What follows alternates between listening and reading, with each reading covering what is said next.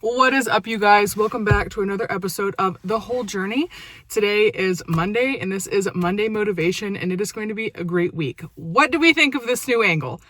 I officially cannot film on my steering wheel at all, so I have my tripod in my passenger seat, and we're just going to try this and see if it works, because the best place that I can film is in my car, and so we're just going to have to get used to the new angle, and hopefully the audio is good.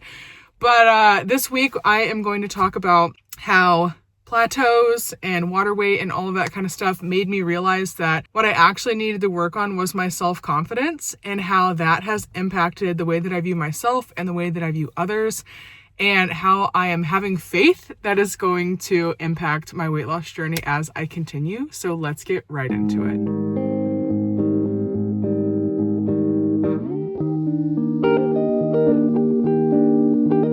Like I said, this is called balanced living, not perfect living, okay? The only perfect one was Jesus.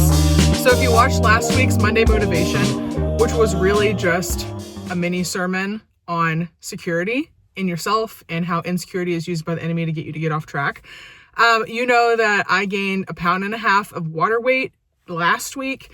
And this week I was starting to slowly see it start coming off, but unfortunately I am going to start my period either today or tomorrow. So that water weight is back on, and so I am net zero this week. But the crazy thing that happened is that after understanding and hearing from God and even sharing with you guys about how the enemy wants to use insecurity and self-esteem issues to derail us and to get us off track and to limit ourselves, this switch happened in my brain.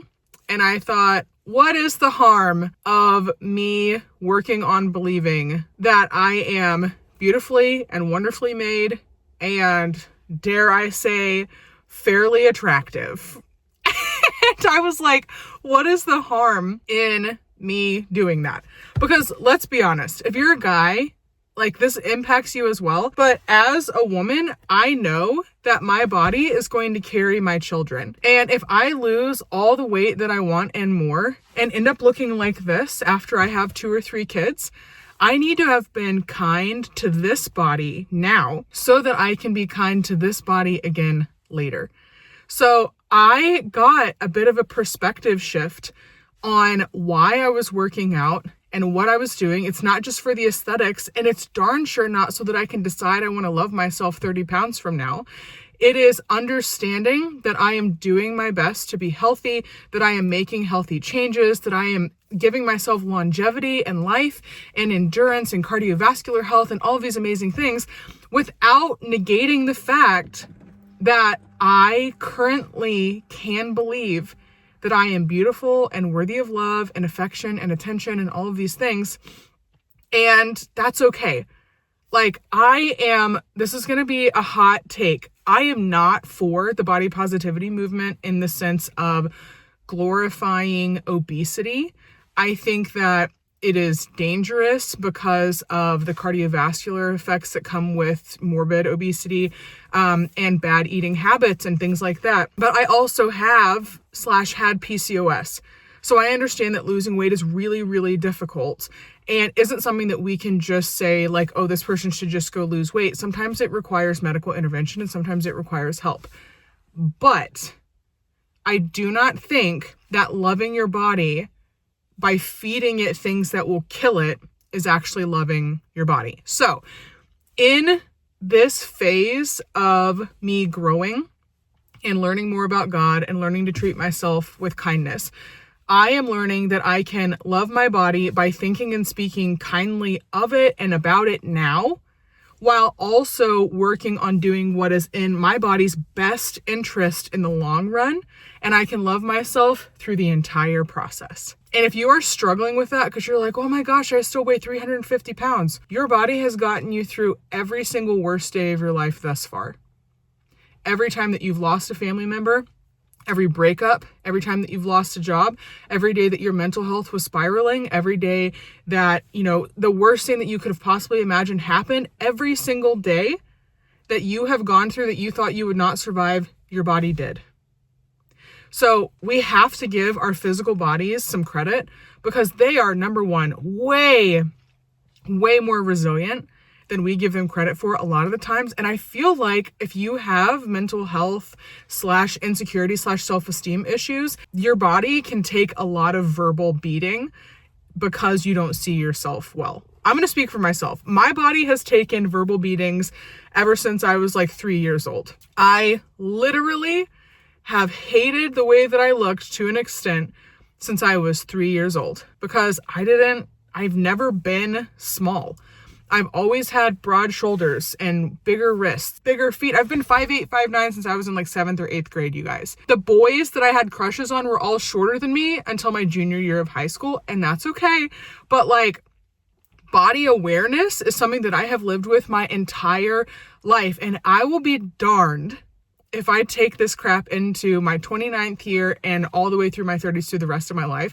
I am so tired of thinking about what I look like all the time and worrying about what other people think that I look like, because it is literally distracting me from being able to do what God is wanting me to do. When God healed me of my eating disorder, the food noise stopped, but the noise on what I look like, what other people think I look like, will anybody ever find me attractive, all that kind of stuff, it just got louder. It was like a double-edged sword when I started losing weight. The reason I was so excited about losing those first 7 or 8 pounds that I've lost is because I was like, oh my gosh, I might actually like myself if I lose 23 more pounds. Initially, I was just brushing that off as healthy behavior, but let's be so for real right now. That is so unhealthy because that thought process is never going to stay just with the 23 pounds that I want to lose. It's going to go to the next 30 pounds that suddenly I want to lose after that, or whatever. And the finish line is going to just keep moving, because the last time I was this size, the last time I was this weight, I was a freshman in college and I hated my body. When I was a senior in high school, I remember I would wear like high-waisted pants and like jackets and all that kind of stuff to cover my body. And I was at the goal weight that I'm trying to get at. So I hated what I looked like even then. And I am not married, I am single, but what I have heard is that confidence means a lot more to partners, spouses, than what you actually look like. Because when it comes to physical intimacy, emotional intimacy, if you hate the way that you look at yourself, the way that you see yourself, you will project that onto your partner, even if they do not believe that thing about you. Even if they look at you and think, they want to butter your bread. Like, you are the hottest biscuit in the whole oven right now. And they think you're amazing and they're so glad that God brought you to them and them to you. And like, everything's like, it's about to go down. And you're sitting there like, no, I am a busted can of biscuits and I'm disgusting and I'm ugly and I don't want you to touch me. Like, that is literally a dividing wall in intimacy in a marriage. And to an extent, it can also be a dividing wall in intimacy with friends. Like, how many times when I was in college did I say no to plans because I thought I looked fat and ugly and I didn't want to go anymore? I'll raise my hand and say I did that quite a bit. I learned to be confident in what I looked like, but the way that I developed that confidence was very unhealthy. And it was by seeking external validation and taking other people's validation and wearing it as if I was validating myself. Use your imagination on how I did that, okay? We all know my past. So when it comes to doing things in a healthy way, healthily pursuing weight loss, healthily pursuing loving yourself, healthily pursuing confidence, it has to be with the base of, I am a child of God and I have a worth that other people cannot understand or give me, because that worth comes from my Father. And I can trust and believe that I have worth as a human being and am valuable in my own right without the validation of others. Number one, because we're a child of God, but also because all life is valuable. Everybody that has ever wanted to get married could find somebody that would marry them. So if you are concerned that nobody's going to want to marry you, let me tell you something. There are some men that I know that have married women so far out of their league, and they will parade these women around. They're like, my wife is a 10 and I'm like a 4, But these men are so confident and so kind and so gentle and so loving that their wives would literally move heaven and earth for them. Not because of what they look like, but because of everything else that they are. But also, when somebody is that kind, them going from like being like a 4 or a 5 immediately takes them to a 9 or a 10. And if this can happen to my guy friends, let's say that I'm like a 6 or a 7, I can be confident and be kind and be a woman of God, and somebody will think that I am a smoking 9.5, 10. It is not all about the physical beauty and vanity, whether you're a guy or a girl. You do not have to have a 6-pack. You do not have to have abs. You do not have to have, you don't have to be a size 0. You don't have to have whatever assets you think you need to have in order to be loved. Really, it genuinely starts with working on yourself, working on the inside stuff that can reflect in the outside stuff, but also being confident in who God has called you to be and just walking in that confidence. My dad has always said that my mom is way out of his league. And I don't necessarily agree with that, but I understand the concept of marrying up. And if we can marry up or date up or whatever, because we are just stable and confident in who God has created us to be and what we are good at and ways that we are beneficial to others, then that is amazing. If you've ever read, I think I have the book with me, Single, Dating, Engaged, Married by Ben Stewart, he tells the exact same story of 2 girls that he went to church with who were pretty, but were not by any means like, we all know those people that they walk into a room and it's just like, why do you have perfect teeth, perfect hair, perfect body, perfect everything? And it's like, ugh, like your flesh is just like, that makes me so mad. Anyway, so they were normal women and they had men pursuing them all the time.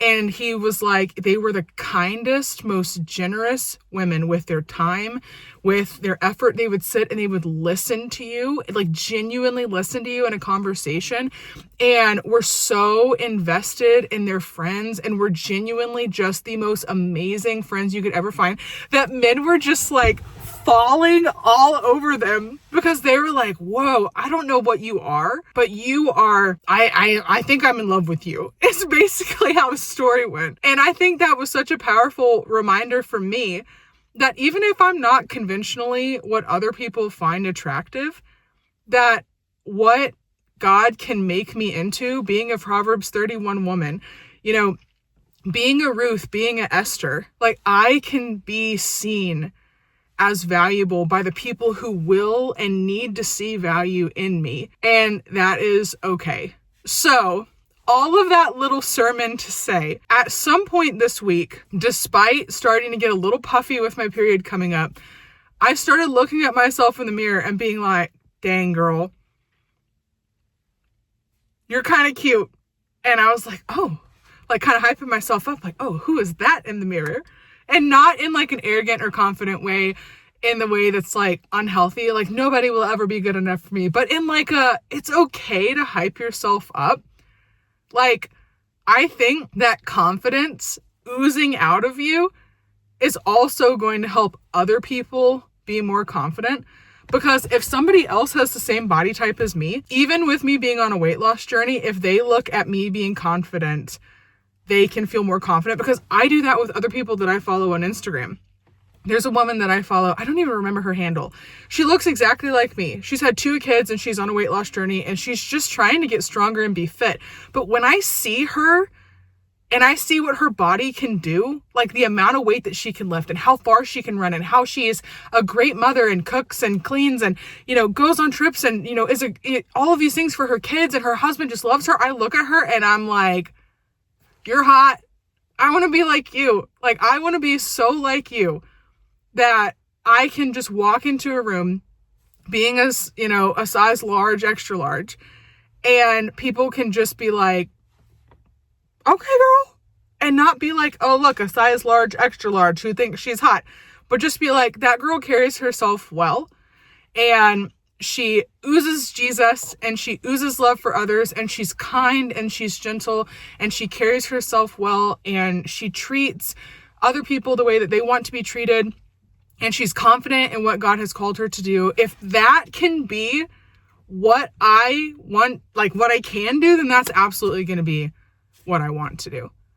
Because how much more are we obsessed with the way that we look in a way that gets in the way of us being able to do things that don't, like, literally do not have anything to do with what we look like. I could never show my face in a platform like this. Like, I could literally just be a podcaster. You guys could hear my voice and the platform could grow just as much as it has grown here without it ever being about what I look like. Like, if you guys never knew what I looked like, I could still accomplish and do what God has called me to do in whatever aspect it is. Like, it doesn't matter what you look like when it comes to your calling.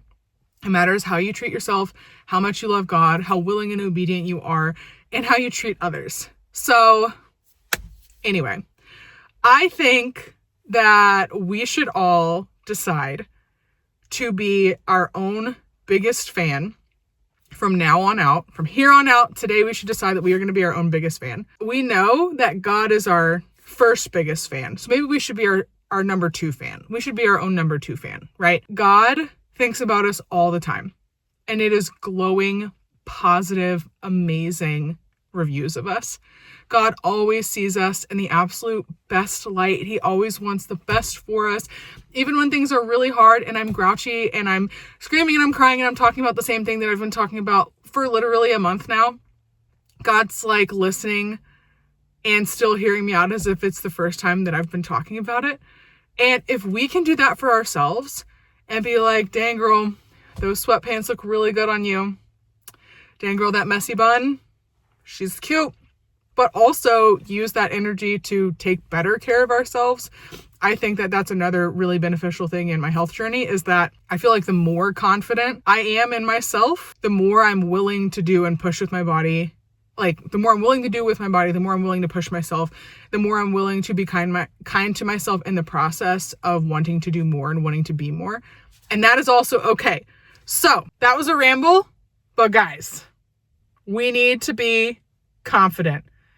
If you are wanting to start being your own biggest fan, second only to Jesus, then drop a dancing woman emoji in the comments. And if you're a man and you are watching this, drop one of those like strong men emojis in the comments, because it is okay for us to be confident, you guys. We do not have to think we are a worm for God to love us. Like, humility and humbleness does not have to be something that is basically like, I'm ugly and no one's gonna love me, but Jesus loves me and that's okay. Like, we are literally not called to do that, you guys. We are not.